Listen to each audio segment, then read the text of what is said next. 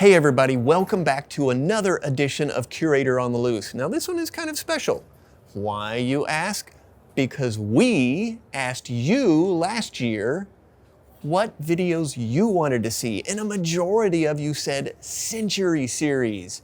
And that is why I am standing in front of the F-104. All right, if you know the museum, we only have one of the Century Series, and that doesn't make for a very fun video. But going to the National Museum of the United States Air Force makes a really cool video.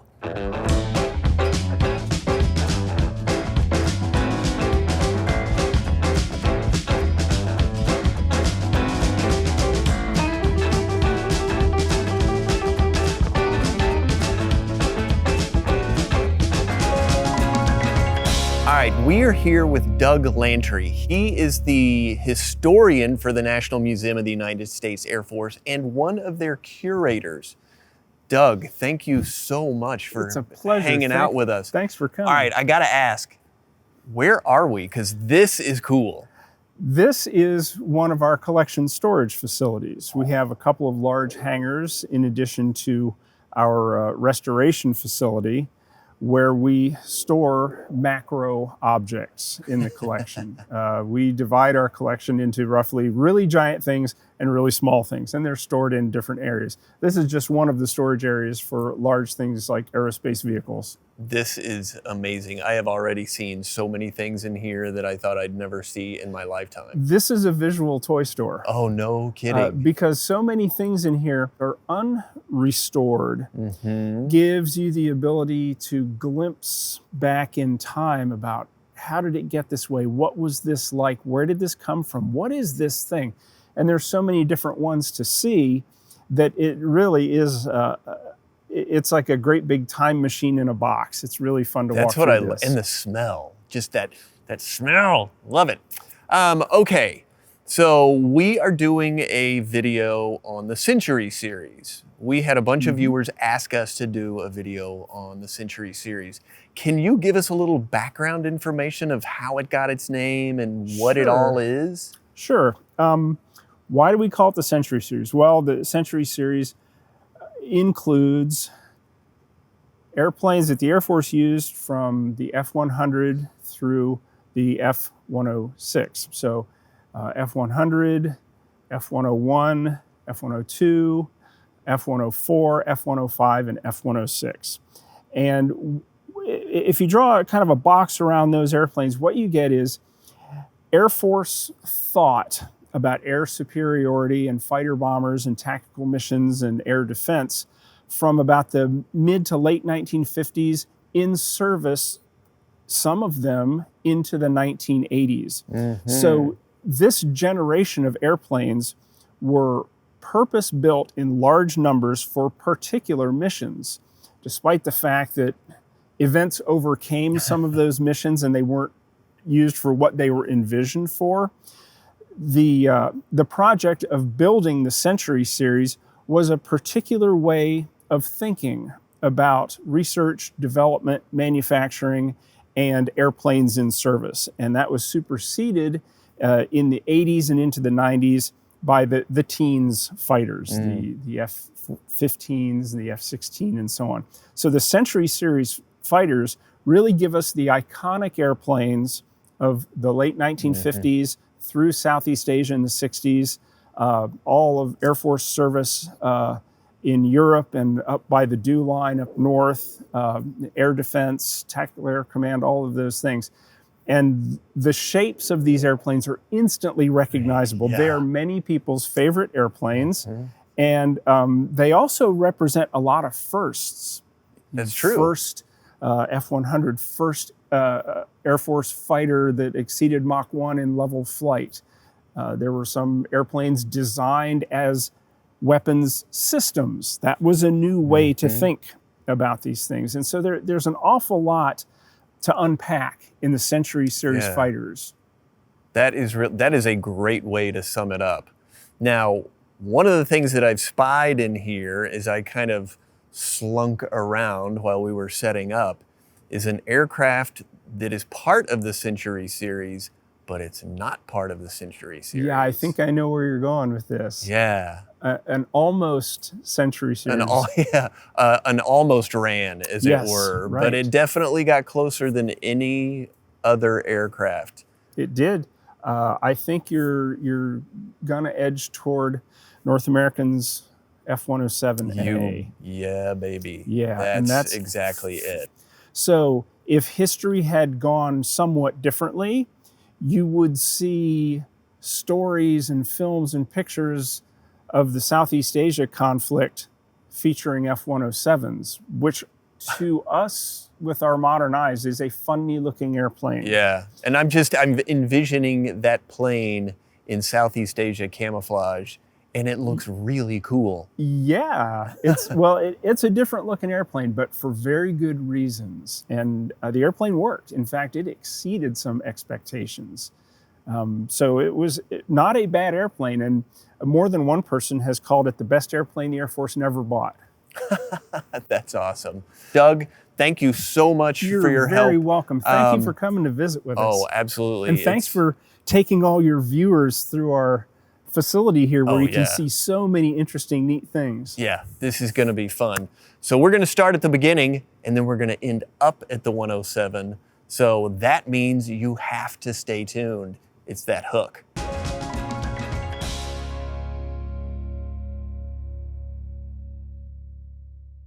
This is the North American F-100F Super Saber, sometimes called the Hun, short for 100. It was the first of the Century Series fighters and served with the U.S. Air Force from 1954 to 1971.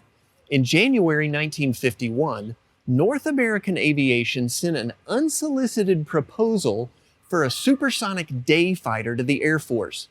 Named the Saber 45 because of its 45-degree wing sweep, it was the company's attempt to improve its famous F-86 Saber. The YF-100A flew on May 25, 1953 and reached Mach 1 despite being fitted with a less powerful engine than what had been proposed. That's a pretty good sign, right?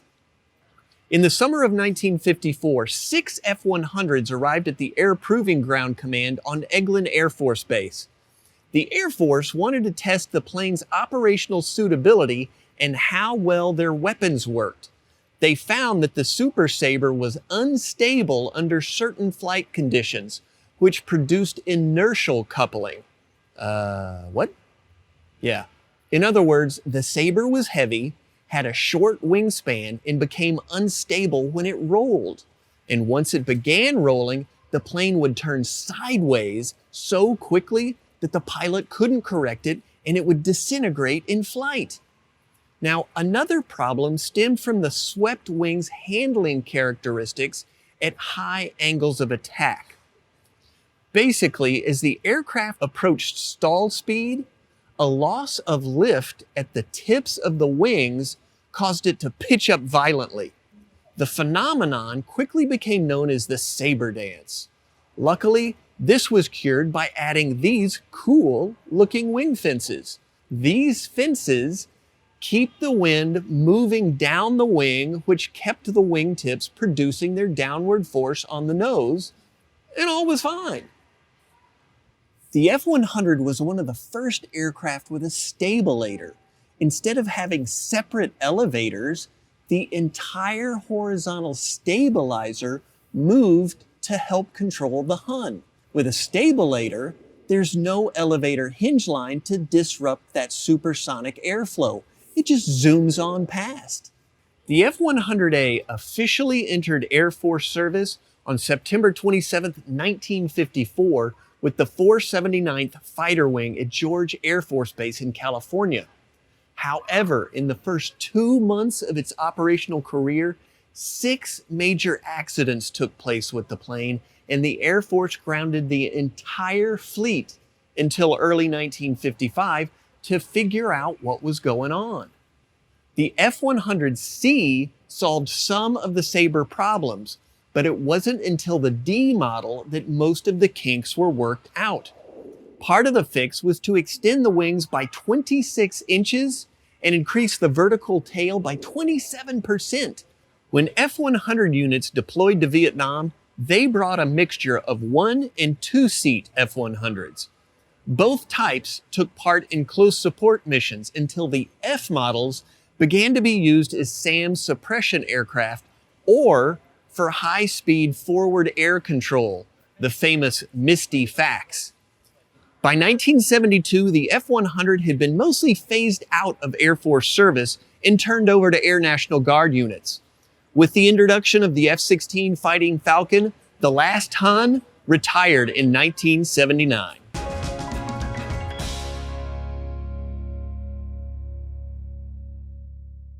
Next up, the McDonnell F-101 Voodoo. It served with the U.S. Air Force and the Royal Canadian Air Force. McDonnell Aircraft Corporation initially designed the Voodoo as a long-range bomber escort for the big bombers of Strategic Air Command. Instead, it became a nuclear-armed fighter bomber for Tactical Air Command and even a photo reconnaissance aircraft. That's what I call getting the most bang for your buck. Now, the design of the Voodoo began just after World War II. No kidding, I'm serious. In 1946, the U.S. Army Air Forces started a penetration fighter competition, looking for a long-range, high-performance fighter to escort the new generation of bombers that were just over the horizon.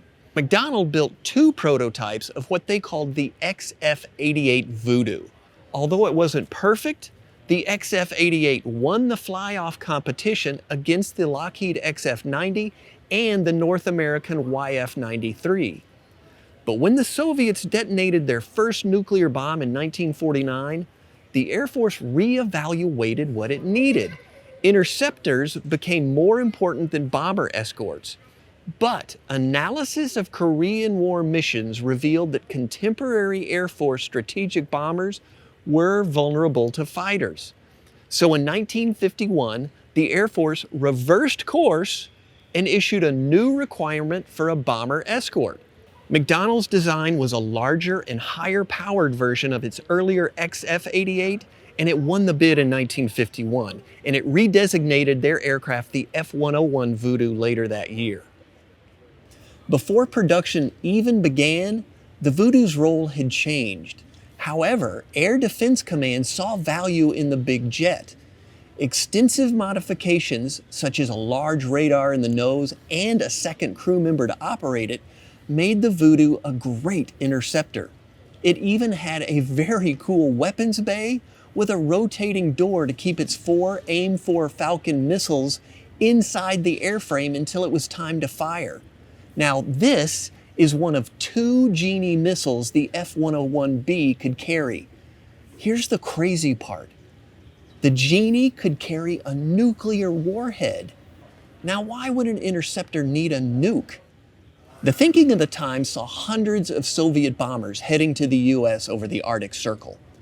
Each 101B carried 2 Genies with nuclear warheads to take out as many bombers as possible. When a Soviet bomber formation was spotted, the Voodoo launched its Genies into the middle of the formation, and the corresponding nuclear blast did the rest. That's not something I'm keen on seeing happen over my house. The museum also has an RF-101C.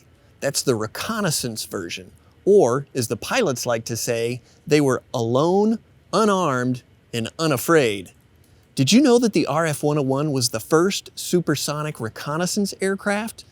Development of the unarmed RF-101 began in 1956, and when production ended in 1961, McDonnell had churned out 807 reconnaissance Voodoos. That's pretty impressive.